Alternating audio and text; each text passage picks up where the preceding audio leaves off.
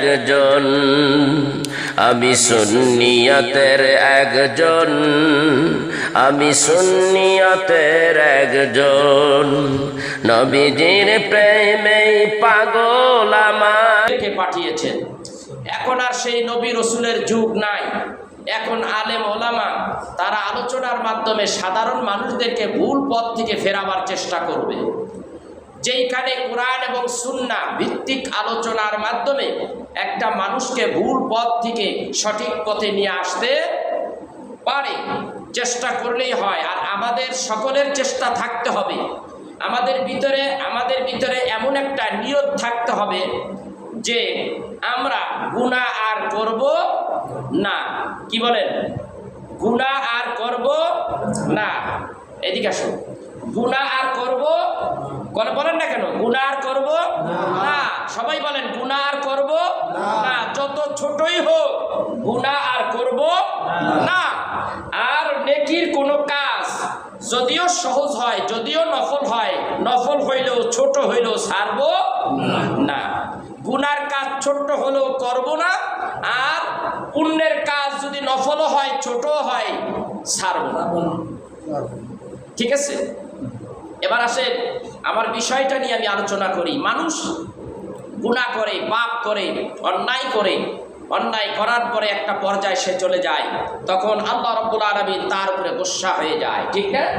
যেমন লূত আলাইহিস সালাতু ওয়াস সালামের জামানায় ওই সময় মানুষ কি করত?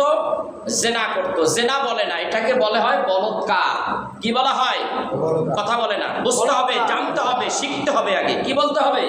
এটাকে বলা হয় বলৎকার। যেমন পুরুষে যেই কাজটা করে এটারে বলৎকার বলা হয়। এইটা বলৎকারটা কোথার থেকে আসছে এটা আগে বুঝতে হবে। বলৎকার একটা মারাত্মক অন্যায় গর্হিত কাজ, গুনাহের কাজ। এই বলৎকার আল্লাহ রাব্বুল আলামিন এত জঘন্য এই বলৎকারের স্বভাব, যেটা অহরহর বাংলাদেশে এখন ঘটে যাচ্ছে। এই বলৎকার যারা করে তারা প্রায় আলেম ওলামাদের মাধ্যমে এগুলি বেশি হচ্ছে, মাদ্রাসায় বেশি হচ্ছে। এই বলৎকার এলাকার মধ্যে যে সমস্ত মানুষ, প্রিয় উপস্থিতি, ভালো করে খেয়াল করতে হবে। আপনার এলাকায় মাদ্রাসা আছে, আপনার সাহায্য সহযোগিতা, জাকাত, ফেতরা, চামড়ার টাকা, এইগুলি নিয়ে মাদ্রাসা হয়, এইগুলি নিয়ে ওই মাদ্রাসা চলে, হুজুর বেতন পায়, আপনার সন্তান ওই মাদ্রাসায় পড়ে, ওই সন্তান আপনার সাথেই সে বেঈমানি করে। কি বেঈমানিটা? আপনার সন্তানের সাথে বলৎকার করে। আর মেয়েরা যদি থাকে তাহলে মেয়েদের সাথে দর্শন করে। এরকম অহরহ প্রতিদিন ইন্টারনেটে দেখা যাচ্ছে, প্রতিদিন এইগুলি ভেসে বেড়াচ্ছে নেটের ভিতরে, যে প্রতিদিন 5টা 7টা 10টা করে এইগুলি হচ্ছে। এইগুলি আমাদের দেশে এটার কোনো প্রতিকার হচ্ছে না। এখন যদিও সামান্য কিছু ধরে কিছু মাইট দেয় বা ধরে ফেলায়, ধরে তারা পুলিশের হাতে দিয়ে দেয়। পুলিশ তাদেরকে কতদিনের শাস্তি দেবে আমি জানি না। তবে বলৎকার জেনা যারা করে তাদের কি করতে হবে? তাদের একমাত্র ফায়সালা হলো মৃত্যু, তাদের ফাঁসি, এবং তাদেরকে রজম করা। কারণ রাসূল আরবি সাল্লাল্লাহু আলাইহি ওয়াসাল্লামের কাছে এক সাহাবী আসলেন, এসে নবীজি এইভাবে বসে আছেন, সাহাবী আসলেন, নবীজির সামনে আসলেন, এসে ডেকে বলে, ইয়া রাসূলুল্লাহ, ইয়া হাবিবাল্লাহ, আমি জাহালাতের হালাতে আমি শয়তানের ওয়াসওয়াসায় জিনা করে ফেলেছি। হুজুর আপনি আমার বিচার করেন। সহিহ বুখারীর হাদিস আসছে, আমার বিচার করেন। আল্লাহর হাবিব মুখটা ঘুরিয়ে ডান দিকে নিয়ে আসলেন, সাহাবী ডান দিকে চলে গেলেন। ডান দিকে যাওয়ার পরে আল্লাহর হাবিবকে বলে, ইয়া রাসূলুল্লাহ, ইয়া হাবিবাল্লাহ, আমি জিনা করেছি, বিচার করেন আমার। আবার রাসূল বাম দিকে তার মুখটা ঘুরিয়ে ফেললেন। ওই সাহাবী ঘুরিয়া যাইয়া আবার বললেন, হুজুর আমি গুনাহ করেছি, আপনি কোরআন হাদিস ভিত্তিক, কোরআন হাদিসের আইন অনুযায়ী আমার বিচার করেন। আল্লাহর হাবিব ডাকতে বলেন, তোমার কাছ থেকে আমি 3বার শুনলাম যে তুমি এই কাজ করেছো, কিন্তু এর কোনো সাক্ষী আছে কিনা? ইয়া রাসূলুল্লাহ, সাক্ষী আর কেউ নাই, একমাত্র আমি সাক্ষী, আল্লাহ দেখেছে। আর আপনার কাছে বললাম। আল্লাহর হাবিব বলেন, গোপনে গোপনে তওবা করো, আর জীবনে এমন কাজ করবে না, গোপনে গোপনে তওবা করো। সাহাবী বলে, ইয়া রাসূলুল্লাহ, ইয়া হাবিবাল্লাহ, তওবা করব, আমার তওবার প্রতি বিশ্বাস ভক্তি আছে, তবু যেন আমার মনটা জানি কেমন কেমন করে। এই অবস্থায় যদি এখনই আমার বা কিছুক্ষণের মধ্যে যদি মৃত্যু হয়ে যায়, আল্লাহ রাব্বুল আলামিন আমাকে জাহান্নামে ফেলে দিবেন। জাহান্নামের আগুনেই আমি দগ্ধ হয়ে যাব, জাহান্নামের আগুন সইতে পারবো না। আর এই দুনিয়ায় যত রকমের শাস্তি হোক না কেন, আপনি আমার শাস্তি, আপনি শাস্তি দেন, কোরআন সুন্নাহ অনুযায়ী আমাকে শাস্তি দেন। আল্লাহর হাবিব বললেন, তুমি কি জানো এর শাস্তি কি? ইয়া রাসূলুল্লাহ, আপনি ভালো জানেন। হুজুর বললেন, মাটির নিচে তোমাকে গর্ত করে এই পর্যন্ত পুঁতে ফেলা হবে, এরপরে তোমাকে রজম করা হবে পাথর মেরে। অন্য হাদিসে আসছে, সমস্ত মানুষগুলি চতুর্দিকে একটা মাঠের মধ্যে দাঁড়িয়ে থাকবে, তোমাকে মাঝখানে রেখে দেওয়া হবে, বড় বড় এইরকম পাথরগুলি চতুর্দিক থেকে তোমাকে মারা হবে। যতক্ষণ পর্যন্ত মৃত্যু না হবে ততক্ষণ পর্যন্ত পাথর মারতে হবে। সহিহ বুখারীতে আসছে, রাসূল আবার ডাক দিয়ে বলেন, ওই কথা নাই। ওই সাহাবী বলে, ইয়া রাসূলুল্লাহ, এইভাবে আমার যদি মৃত্যু হয়ে যায়, তবুও তো আমি বলতে পারবো আমার পাপের শাস্তি হয়েছে, আমাকে শাস্তি দেন, এই শাস্তি আমি সহ্য করতে পারবো। কিন্তু কিয়ামতের দিন আল্লাহ রাব্বুল আলামিন আমাকে জাহান্নামের আগুনের মধ্যে জ্বালাবে, পোড়াবে, কষ্ট দিবে, আমি সহ্য করতে পারবো না। কারণ জাহান্নামের আগুন বড় ভয়ঙ্কর। ইয়া রাসূলুল্লাহ, আমার বিচার করেন। হাদিস শরীফের মধ্যে আসে, তার বিচার করা হচ্ছিল, চতুর্দিকে মানুষগুলি দাঁড়াচ্ছিল, চতুর্দিকে মানুষ দাঁড়িয়ে দাঁড়িয়ে তাকে পাথর মারে। সাহাবীকে পাথর যখন এই দিক থেকে পশ্চিম দিক থেকে পাথরগুলি যখন মারে, সাহাবী দৌড়ে যায় পূর্ব দিকে যায়, পূর্ব দিক থেকে যখন আবার পাথর মারে, সাহাবী আবার পশ্চিম দিকে আসে, আর পাথরগুলি লাগিয়া লাগিয়া সারা দেহটা ছেঁচে যাচ্ছে, ফেটে যাচ্ছে চামড়া, রক্তগুলি দরদর করে পড়ে। একটা সাহাবী এত জোরে একটা পাথর মারলেন, ওই সাহাবীর কপালে লাগলেন, ওই সাহাবীর কপাল থেকে রক্ত ছিটকে যাইয়া ওই সাহাবীর গতরের মধ্যে, শরীরের মধ্যে লাগলেন। ওই সাহাবী ভর্ৎসনা দিতে লাগলেন। আল্লাহর হাবিব বলেন, ও সাহাবী, আমার এই সাহাবীকে তুমি ভর্ৎসনা দিও না, তুমি এই সাহাবীকে গালমন্দ করো না। তুমি জানো না এই সাহাবী এই কিছুক্ষণ আগে যেই তওবা করেছে আর যেই শাস্তিটা নিজে বরণ করে নিচ্ছে, আল্লাহর দরবারে এটা এমন ভাবে কবুল হয়ে গেছে, এই তওবা আল্লাহর দরবারে এমন ভাবে কবুল হয়ে গেছে, এই তওবা দিয়ে যদি সারা দুনিয়ার সারা আরব দেশের মানুষকে এই তওবা এমন ভাবে কবুল হয়ে গেছে, এই তওবাটুকু সারা আরব দেশের মানুষের নাজাতের জন্য যথেষ্ট হয়ে যাবে। এমন ভাবে তওবা তার আল্লাহর দরবারে কবুল হয়ে গেছে। আমার ভাইরা, আমার বন্ধুরা, এটা একটা লম্বা ইতিহাস। আমি বলতেছিলাম, ভুল থেকে ফিরে আসা তওবার মাধ্যমে তওবা করেছি, এত বড় শাস্তি তারে দিতেছিল, শাস্তি অবস্থায় তিনি তওবা করেছে, তওবার খাতির আল্লাহ তাকে মাফ করে দিয়েছে। আল্লাহ তাআলা বলে, বান্দারে, যখন গুনাহ করবাম, গুনার কথা যখন আল্লাহর বান্দার স্মরণ হয়ে যায়, ওই মানুষটা যখন তখনই যদি তওবা করেন, আল্লাহর হাবিব বলেন, হাদিস শরীফের মধ্যে তওবা কবুল হয়ে যায়, ওই মানুষটাই এমন ভাবে পবিত্র হয়ে যায়, তওবাকারী মনে হয় মাসুম বেগুনাহ। তওবা করতে হবে, এই জন্য অপরাধের জন্য, অন্যায়ের জন্য তওবা করতে হবে বেশি বেশি। ভাইরা আমার, শুধু এইভাবেই নয়, আল্লাহর নবী পয়গম্বর হযরতে মূসা আলাইহিস সালাতু ওয়াস সালামের জামানায় 40 বছর পর্যন্ত কোনো বৃষ্টি হয় না। 40 বছর, এক বছর বৃষ্টি না হলে কেমন অবস্থা হয় আমাদের দেশে? 40 বছর বৃষ্টি হয় না। সেই যুগের মানুষ সবাই যাইয়া সাইয়েদনা মূসা আলাইহিস সালাতু ওয়াস সালামকে বললেন, ও আল্লাহর পয়গম্বর, আল্লাহর কাছে বলেন আল্লাহ যেন আকাশ থেকে বৃষ্টি দিয়ে দেয়, বৃষ্টি না দিলে তো আমরা বাঁচতেছি না গো, একটু ব্যবস্থা করেন। সাইয়েদনা হযরতে মূসা আলাইহিস সালাতু ওয়াস সালাম তাদেরকে নিয়ে একটা খোলা ময়দানে হাতি জামাটা উল্টা করে গায়ে দিলেন, সবাইকে নিয়ে ইস্তেসকার নামাজ পড়লেন, বৃষ্টির নামাজ পড়লেন, বৃষ্টির নামাজ পড়ে আল্লাহর দরবারে হাত তুললেন।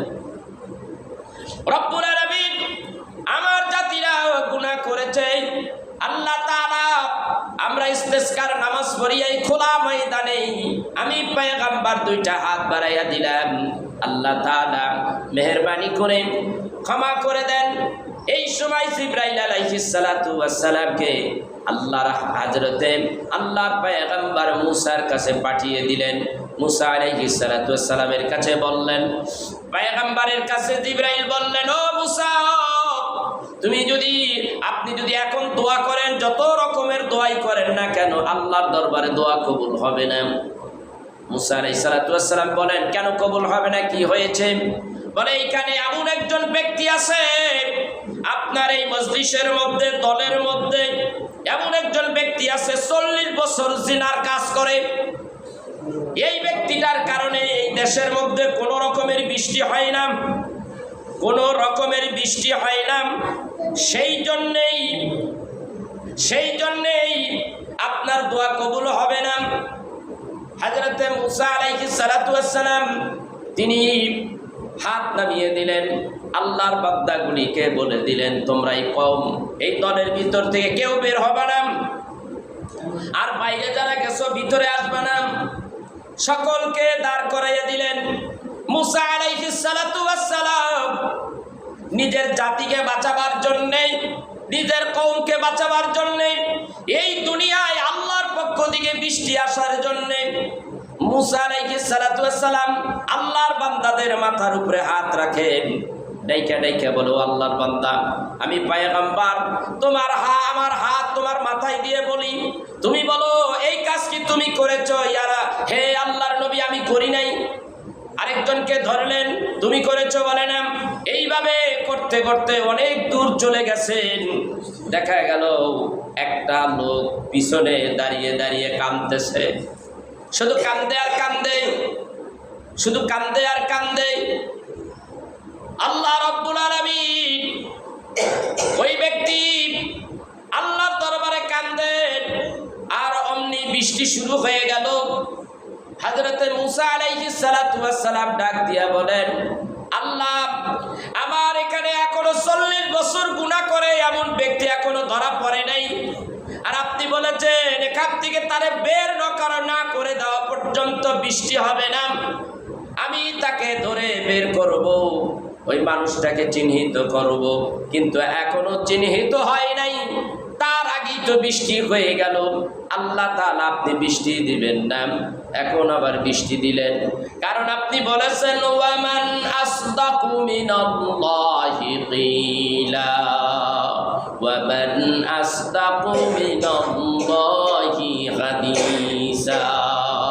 কে আছে আমি আল্লাহর চাইতে সত্য কথা বলতে পারে? কে আছে পয়গম্বরের চাইতে সত্য কথা বলতে পারে?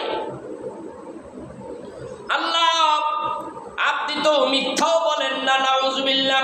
বৃষ্টি এসে গেল।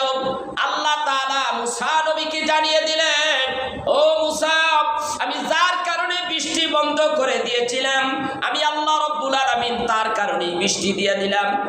মুসা আলাইহিস সালাতু ওয়াস সালাম বলেন, আল্লাহ, আমি বুঝলাম না, এর হাকিকত কি? আল্লাহ ডাক দিয়া বলেন, মুসা রে, তোমার এই গ্রুপের ভিতরে, দলের ভিতরে যেই মানুষটা 40 বছর ধরে জিনার কাজ করে, এই মানুষটা আমি যখন বললাম এই মানুষটারে বের করে দাও, বের না করা পর্যন্ত বৃষ্টি হবে না, অথচ এই মানুষটা এখনো বের হয় নাই, এটার ভিতরেই আছে। মুসা আলাইহিস সালাতু ওয়াস সালাম মাথায় হাত দিয়ে যখন তাকে জিজ্ঞাসা করতেছিল, মানুষদেরকে জিজ্ঞাসা করতেছিল, তুমি করেছো কি নাই কাজ? আরেকজনকে যখন এইভাবে জিজ্ঞাসা করতেছিল, এইভাবে জিজ্ঞাসা করতে করতে তার কাছাকাছি চলে গেছে, ওই মানুষটা চিৎকার মারতে লাগলো আল্লাহর দরবারে, ডেকে ডেকে বলে, আল্লাহ রে, আমি তওবা করলাম, চোখের পানি ফেলে দিলাম, চোখের পানি ছেড়ে দিয়ে কাঁদলাম আর তওবা করলাম। আল্লাহ তাআলা, জীবনে এমন কাজ আর করব না, তওবা করলাম। তুমি এই জামানার পয়গম্বর মুসা নবীর হাতে আমাকে ধরাইয়া দিয়া লজ্জা দিও না। আমি তওবা করলাম। ভাইরা আমার, তওবা করলেন। আমার আল্লাহ তাআলা বলেন, সে তওবা করেছে, কেউ শুনে নাই, আমি আল্লাহ শুনেছি। সে কি বলেছে তাও শুনেছি, কারণ আমি বান্দা, মানুষের অন্তর্যামী। আমি তার অন্তরের যে রোনা জারি, আমি আল্লাহ আরশের মালিক শুনেছি, আমি আল্লাহ সকলের অন্তরে কি হয় তাও জানি, সবই জানি। সাইয়েদনা হযরতে ইউনূস আলাইহিস সালাতু ওয়াস সালাম অতল দরিয়ার পানির নিচে মাছের পেটে বসে যে চিৎকার মারলেন, এত জোরে অতল দরিয়ার তলে তিনি বললেন, যখন অত্যাচারিত হচ্ছে, জালিমদের অন্তর্ভুক্ত হয়ে যাচ্ছে, মাছের পেটের ভিতরে যখন ঢুকে গেল, তখন একটা চিৎকার মারলেন অতল দরিয়ার তলের থেকে। কি চিৎকার মারলেন? লা ইলাহা ইল্লা আনতা সুবহানাকা ইন্নী কুনতু মিনাজ জালিমিন। আল্লাহ, তুমি ছাড়া কোনো মাবুদ নাই, ইলাহ নাই, তোমার পবিত্রতা আমি ঘোষণা করতেছি। রব্বুল আলামিন, আমি তো জালিমদের অন্তর্ভুক্ত হয়ে গেছি, আর বলতে হয় নাই। আল্লাহ রব্বুল আলামিন ডাক দিয়া বলেন, শোনো ও দুনিয়ার মানুষ, শোনো শোনো দুনিয়ার মানুষ, আমার ইউনূস নদীর তলদেশে, সাগরের তলদেশে বসে যেইভাবে অত্যাচারিত হইয়া চিৎকার মারলো, এই দেশের কোন প্রেসিডেন্ট, কোন রাজা বাদশাহ শুনে নাই, কেউ শুনে নাই। আমি আরশে আজিমের মালিক শুনেছি। যখন সে আমাকে টার্গেট করে, যখন আমাকে স্মরণ করলো, চিৎকার মারলো, আমি তার চিৎকার শুনেছি, আর সঙ্গে সঙ্গে জবাব দিয়ে দিছি। ফাস্তাজাবনা লাহু ওয়া নাজাইনাহু মিনাল গাম্মি ওয়া কাযালিকা নুনজিল মুমিনিন। যাও, মাছের পেট থেকে আমি তোমাকে খালাসের ব্যবস্থা করে দিলাম। মাছ তাকে একেবারে সমুদ্রের কিনারে উগরিয়ে ফেলে দিলেন, তিনি মুক্ত হয়ে গেলেন। রব্বুল আলামিন ওয়াদা করলেন, ওয়াকাযালিকা, মানুষ যখন অত্যাচারিত হবে, মানুষ যখন ভুলের মধ্যে থাকবে, তখন তওবা করবে, আমার কাছে সারেন্ডার করবে, আমি রব্বুল আলামিন তাকে ঠিক ওয়াকাযালিকা, ঠিক এইভাবে বিপদ থেকে আমি তাকে মুক্ত করে দেব। আল্লাহু আকবার কাবীরা। ভাইরা আমার, তওবা এমন একটা জিনিস, তওবা পাহাড়কে পর্যন্ত ঢলে ফেলে দেয়। তওবা এমন একটা জিনিস। আরেকটা ঘটনা বলে আমি শেষ করে দেব, এই ফাঁকে আমরা একটু দুরূদ শরীফ পড়ি। আল্লাহুম্মা সাল্লি আলা সাইয়্যিদিনা মুহাম্মাদ ওয়া আলা আলি সাইয়্যিদিনা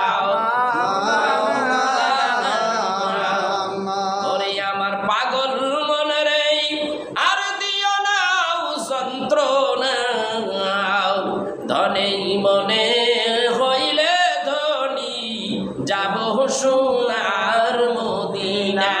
আল্লাহুম্মা সাল্লি আলা সাইয়্যিদিনা ওয়া আলা আলি সাইয়্যিদিনা আমার মনের বুঝাইলাম এত, এই পাপের মন তো বুঝি না, আমার মোহনের বুঝাইলাম এত, এই পাপের মন তো বুঝি না, নবী প্রেমে হইছে পাগল, যেতে সোনার মদিনা।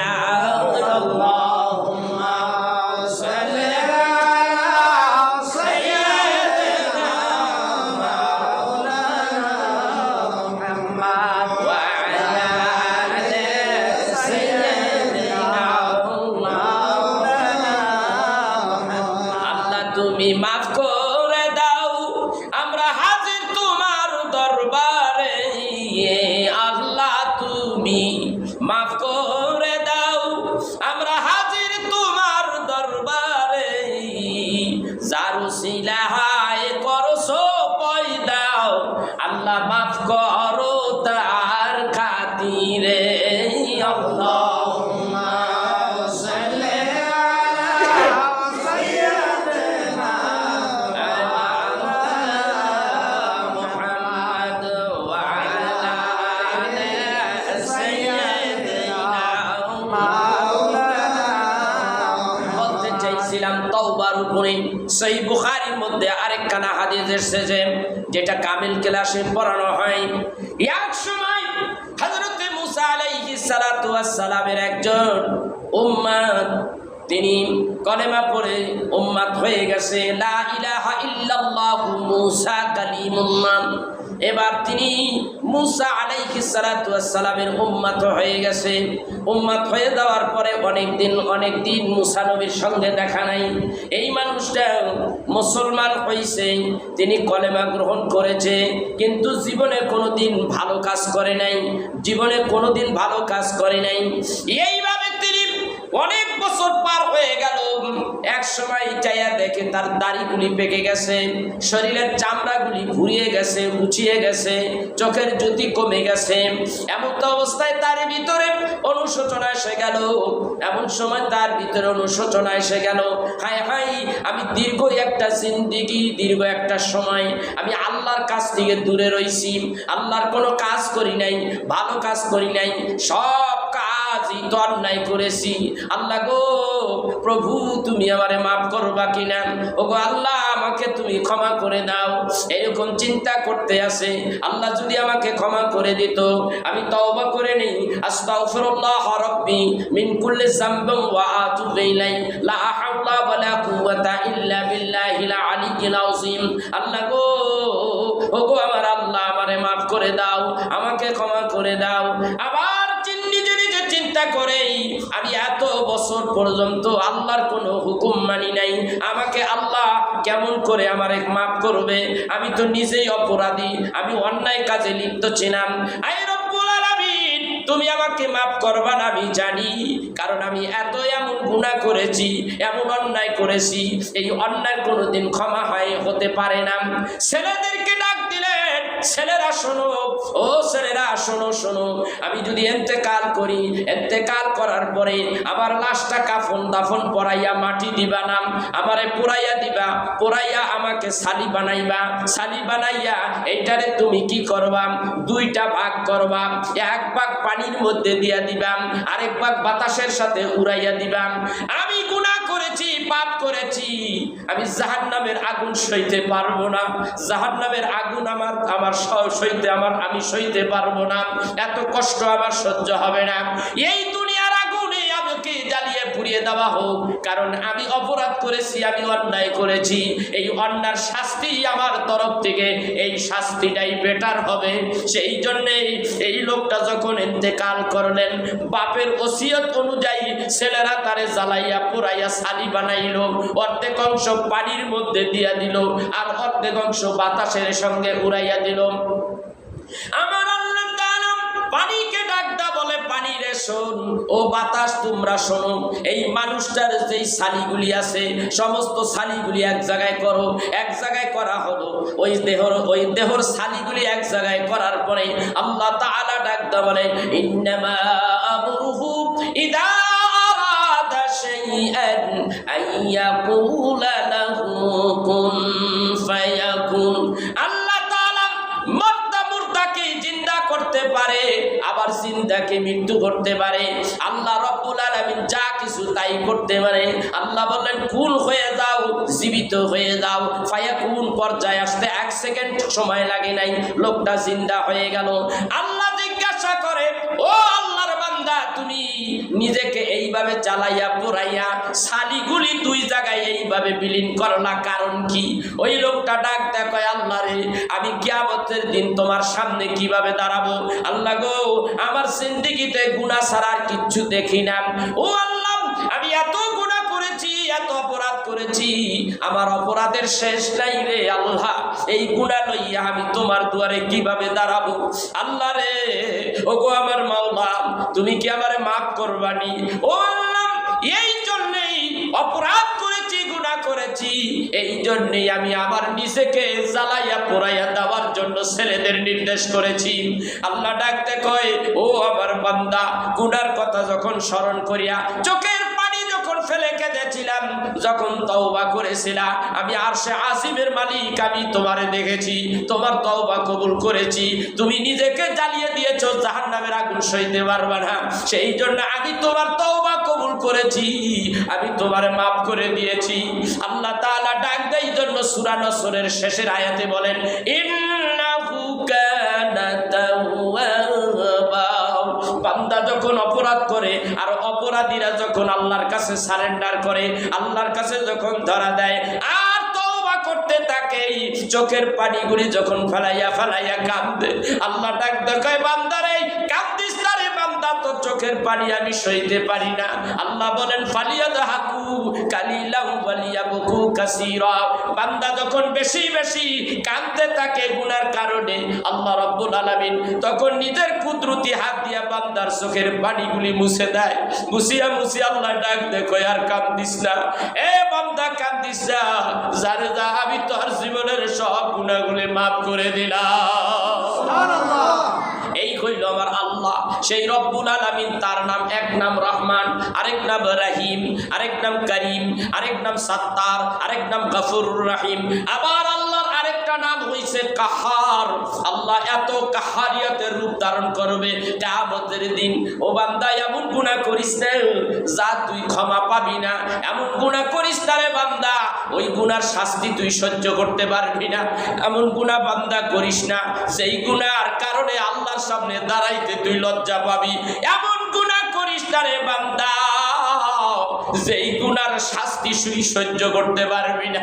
এই জন্য এতটুকু গুনাহ করিও যতটুকুর শাস্তি তুমি সহ্য করতে পারো, অতটুকু গুনাহ করিও। আর গুনাহ যখন করবা সঙ্গে সঙ্গে আল্লাহর দরবারে তওবা করবা, তওবা করবা, গুনার জন্য 2 রাকাত নামাজ পড়বা, রুকু করবা, সিজদায় করবা, যত বড় গুনাহই হোক না কেন তুমি তওবা করো।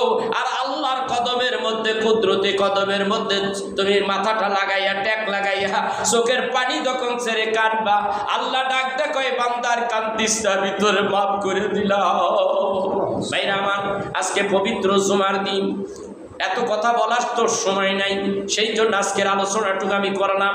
আমি সবাইকে বলবো আসুন আমরা বেশি বেশি সালাত করি, বেশি বেশি আমরা রুকু সেজদা করি, আমরা যেন নামাজ ছেড়ে না দেই, আমরা যেন রমজানের রোজা না ছেড়ে দেই, আমরা যেন মা বাবার সঙ্গে খারাপ আচরণ না করি, আমরা যেন মিথ্যা কথা না বলি, আমরা যেন কোনো খাদ্যদ্রব্যের মধ্যে ভেজাল না মিশাই, আমরা যেন কোনো অন্যায় কাজ না করি, এখান থেকে যেন আমরা ফিরে থাকি। এই হলো আমাদের আজকের ওসিহাত।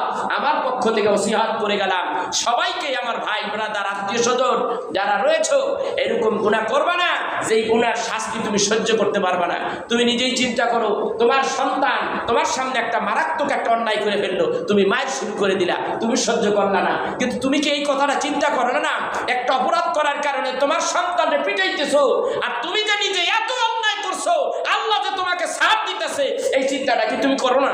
সেই জন্য বেশি বেশি তওবা করো আল্লাহর কাছে, আর বেশি বেশি নামাজ পড়ো। নামাজের মাধ্যমে, তওবার মাধ্যমে, নামাজের মাধ্যমে আল্লাহ তোমার গুনাহ মাফ করে দিবে। আসুন আমরা আল্লাহ তাআলা আমাদেরকে আজকের এই কথাগুলি আমাদের আমল করার তৌফিক দেখ, আমাকে সহকারে যেন আমল করার তৌফিক দেখ আল্লাহ। সবাই জোরে বলি আল্লাহুম্মা আমিন।